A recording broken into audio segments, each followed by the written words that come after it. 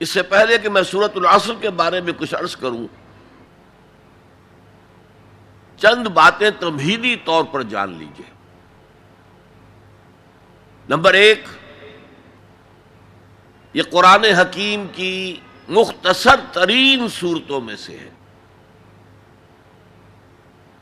صرف 3 صورتیں قرآن کی ہیں جو 3 آیات پر مشتمل ہیں، سورۃ العصر، سورۃ الکوثر، سورۃ النصر۔ 3 سے کم آیات پر کوئی سورت مشتمل نہیں ہے، تو 3 سب سے چھوٹی صورتوں میں سے ایک سورت سورۃ العصر ہے۔ نمبر 2 یہ کہ یہ قرآن حکیم کی اولین صورتوں میں سے ہے۔ قرآن کا اسلوب یہ ہے جو سورہ ہود میں بیان ہوا، کتاب احکمت آیاتہ ثم فصلت من لدن حکیم خبیر۔ یہ ایک ایسی کتاب ہے کہ جس کی آیات پہلے محکم کی گئیں اور پھر ان کی تفصیل بیان کی گئی اس ذات کی طرف سے جو حکیم اور خبیر ہے۔ ابتدا میں قرآن مجید کی چھوٹی چھوٹی صورتیں، لیکن یہ چھوٹی چھوٹی صورتیں مضامین کے اعتبار سے، حکمت کے اعتبار سے، ہدایت کے اعتبار سے اس محاورے کے مانند ہے کہ دریا کو یا سمندر کو کوزے میں بند کر دیا جائے۔ تیسری بات یہ کہ یہ قرآن حکیم کی جامع ترین صورت ہے۔ میرے انداز بیان کو پہچانیے، پہلے میں نے کہا یہ قرآن مجید کی مختصر ترین صورتوں میں سے ایک ہے، پھر میں نے عرض کیا یہ قرآن حکیم کی اولین صورتوں میں سے ایک ہے، اور اب میں کہہ رہا ہوں یہ قرآن حکیم کی جامع ترین صورت ہے۔ قرآن مجید کا موضوع ہے ہدایت۔ الف لام میم ذالک الکتاب لا ریب فیہ ھدی للمتقین۔ رمضان مبارک کی عظمت کے بارے میں بیان کیا، شہر رمضان الذی انزل فیہ القرآن ھدی للناس وبینات من الھدی والفرقان۔ قرآن سائنس کی کتاب نہیں ہے، اگرچہ سائنٹیفک ریفرنسز قرآن میں ہیں۔ قرآن تاریخ کی کتاب نہیں ہے، قرآن فلسفے کی کتاب نہیں ہے، یہ کتاب ہدایت ہے، فکری ہدایت، عملی ہدایت۔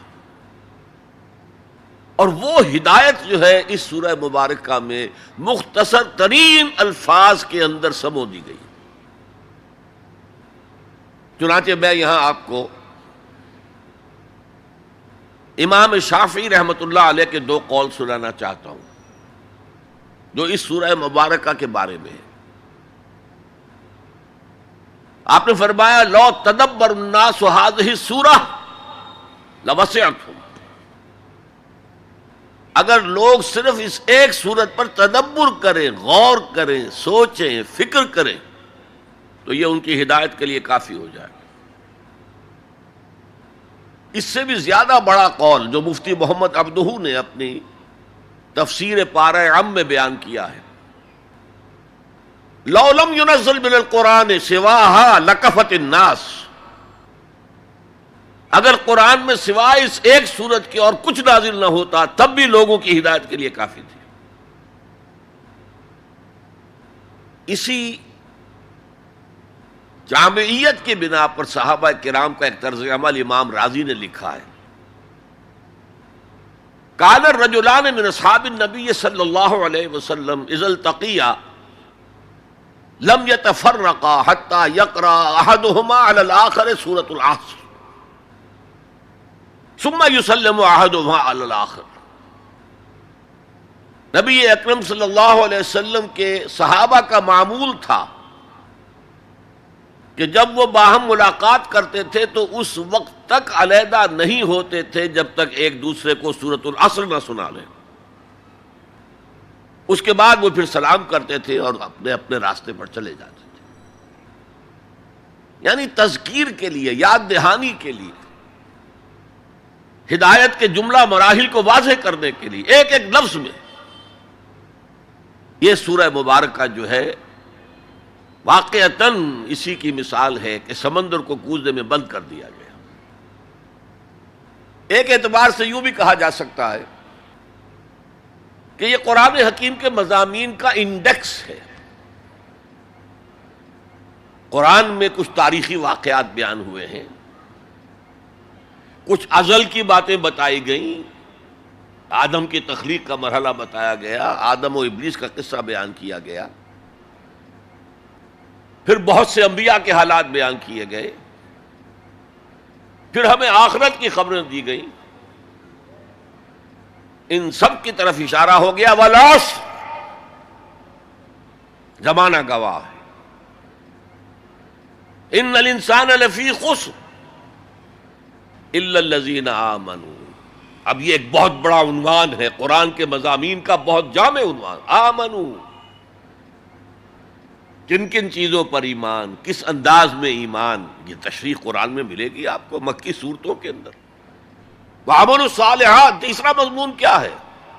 اچھے اعمال، صالح اعمال، اسی کی تفسیر تو ہے، اخلاقی تعلیمات ہے، بیسک ہیومن موریلٹی کا تذکرہ ہے، پھر شریعت کے احکام ہیں، یہ کرو یہ نہ کرو، یہ سب کیا ہے؟ عمل صالح کی تفسیر ہے۔ وتواصوا بالحق، یہ کیا ہے؟ یہ مختلف عنوانات سے قرآن مجید میں مضمون آیا۔ کہیں اس کو کہا گیا امر بالمعروف نہی عن المنکر، کہیں سے کہا گیا ادعو الی سبیل ربک، اور اس کے اوپر مفصل مضامین ہے۔ اور وتواصوا بالصبر، مدنی صورتوں میں جبکہ جنگیں ہو رہی تھیں تو صبر کی جو تلقین آئی ہے، جس طرح سے آئی ہے وہ آپ کے علم میں ہے۔ تو یہی تو مضامین ہے نا قرآن کے۔ تو گویا کہ سورۃ العصر جو ہے مضامین قرآن کا ایک جامع انڈیکس ہے۔ چوتھی بات یہ نوٹ کر لیجئے کہ یہ کلام انتہائی مؤکد ہے، نہایت تاکیدی ہے۔ پہلے تو اللہ قسم کھا رہا ہے، اللہ بغیر قسم کھائے بھی کوئی بات کہے تو مستند ہے ان کا فرمایا ہوا، لیکن تاکید کے لیے والعصر، زمانے کی قسم کھائی۔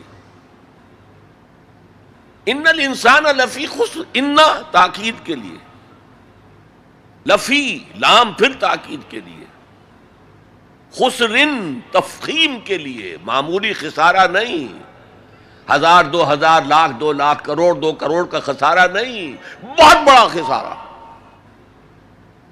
تاکید کی انتہا ہے۔